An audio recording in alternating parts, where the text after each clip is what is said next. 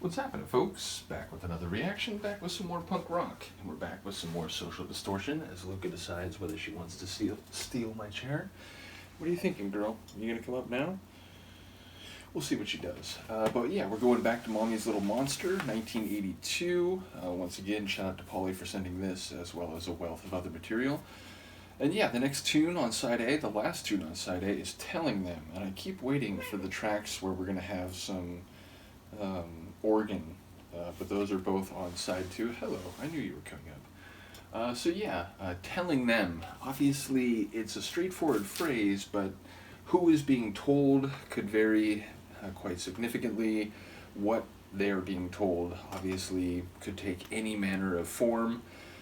So telling someone is giving them information where there's no necessary, you're not asking a question where necessarily you're waiting for a reply. Telling them is like you say something and maybe your job's done. Now maybe you are trying to get them to engage in a certain action or to alter their behavior, but telling someone is merely single directional, meaning it's not dependent upon a reply or an answer. So I wonder who is being told and what they are being told. Let's find out. And again, I will check out the lyrics afterward, even though the white text on a black background is quite eye-straining, as I've discovered when we've gone through this. But here we go. This is Social Distortion from Mommy's Little Monster, 1982, and the track is Telling Them.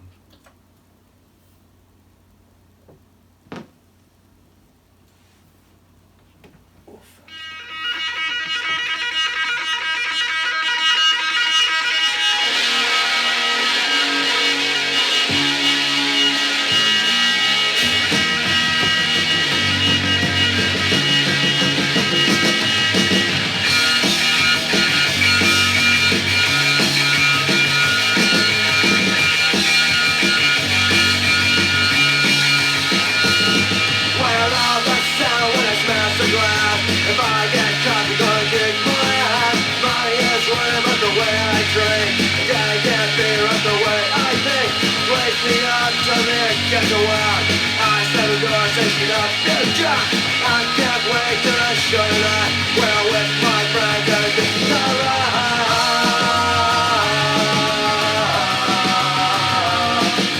It really does remind me of Really Bad Religion.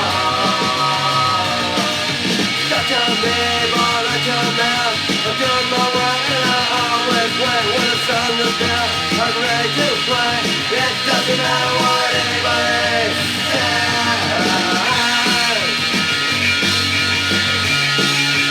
That's funny, it doesn't matter what anyone says in a song called Telling Them. Well, all that's the town where it's meant to glass. If I get caught, you're gonna kick my ass. Girls dance nearly close to me. That's just where I wanted to be. Staying cause 6 dogs in the shack. I'll go around thinking and not back. I hope the police watch your hair. We'll have to hide out of there.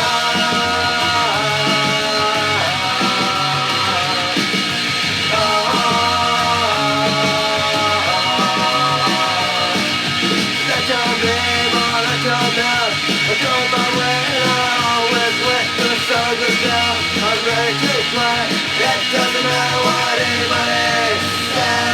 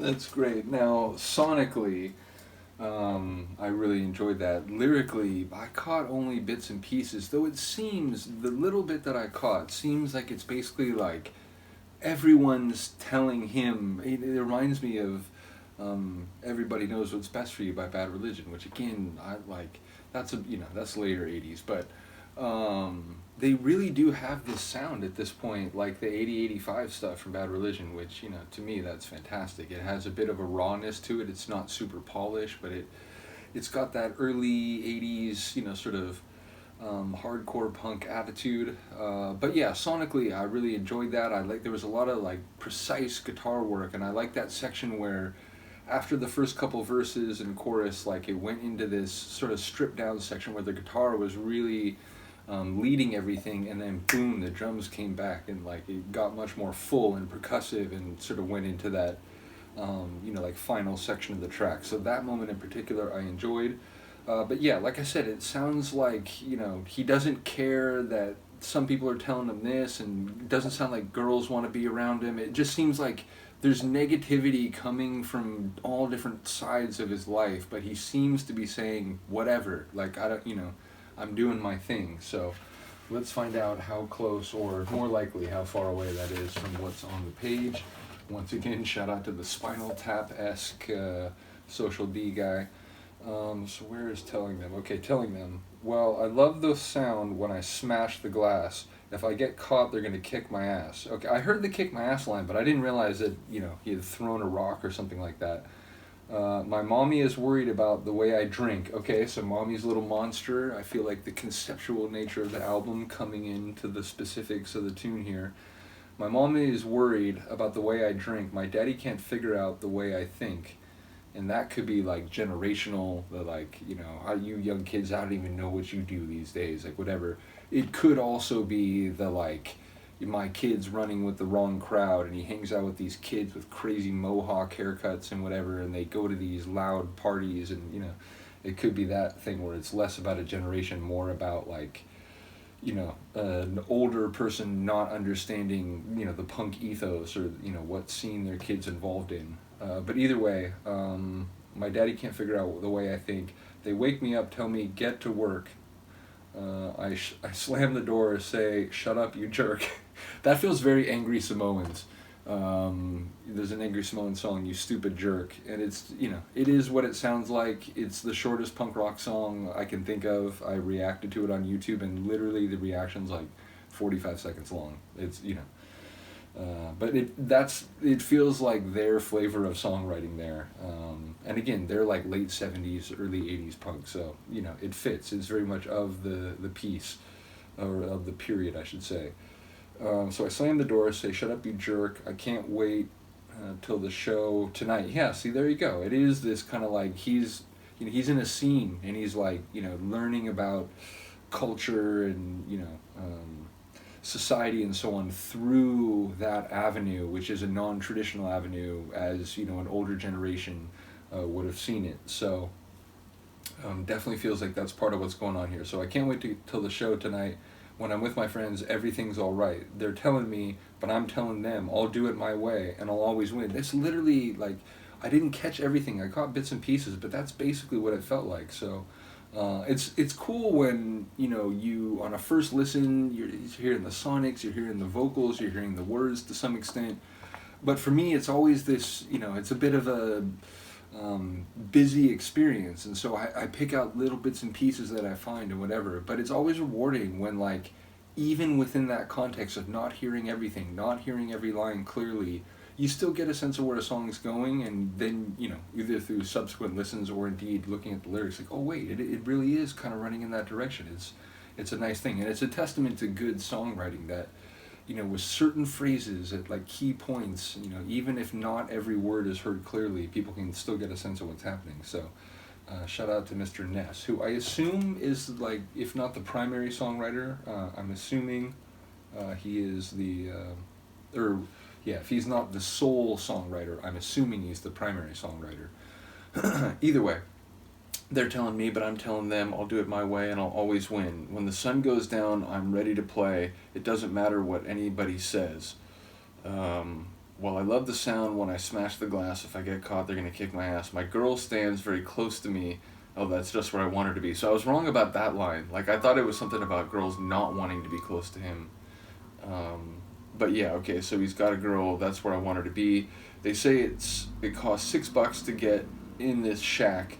I'll go around and stake in the back, or sneak in the back. I hope the police won't show up here, then we'll have to hide out of fear. And then repeat chorus. So yeah, that last part, it sounds like they might be squatting, or it might be like, you know, they're living a bit off the grid. Either way, again, living a very different lifestyle than his parents would have lived, and, you know, perhaps, you know, has a girlfriend that is by his side and so on, but it's not this traditional, yes, we get married and everything is proper and we move into a house with a white picket fence. It's obviously like a very different environment. So yeah, it feels a bit generational. It feels very punk scene. You know, we do things differently. We have a different ethos. We have different values, and, you know, we don't care what you think about our visual aesthetic and so on. So yeah, cool tune, and one that I think not only conveys itself well even on a first listen, but upon reading those lyrics, it's like, I like the idea that certainly when you're young like that, it's everybody is telling you what you're going to do and what you have to do and what the track is laid out for you, and maybe at some point you might end up doing some of those things, but it's like, look, I'm going to do this my way, and that's, you know, part of what I've become involved in. That's the ethos, is DIY, do it yourself, and don't just fall in line, and don't just, you know, engage in conformity because that's what you're supposed to do. So yeah, very much a punk rock sentiment, very much early 80s punk. Dude, my cat is like so adorable. Like, I want to get up, but she's laying, like, looking up at me with like stupidly adorable faces. So is there anything else I can say? I guess I can see what the first track on side B is. Oh, and it is one of the tracks with organ. So yeah, the next one will be Hour of Darkness with Organ by Chaz. And Moral Threat will end the second side, and that also has some organ. So looking forward to that. Shout out to Mike Ness, Dennis, Danell, Brent, is it Lyles, and Derek O'Brien. So yeah, shout out to all them. Looking forward to more of this record and just learning more about this group. It's another one that I've known of for a long time, but never really took the journey myself. So once again, shout out to Paulie for making this happen. Let me know what you think. I will see you next time. Peace.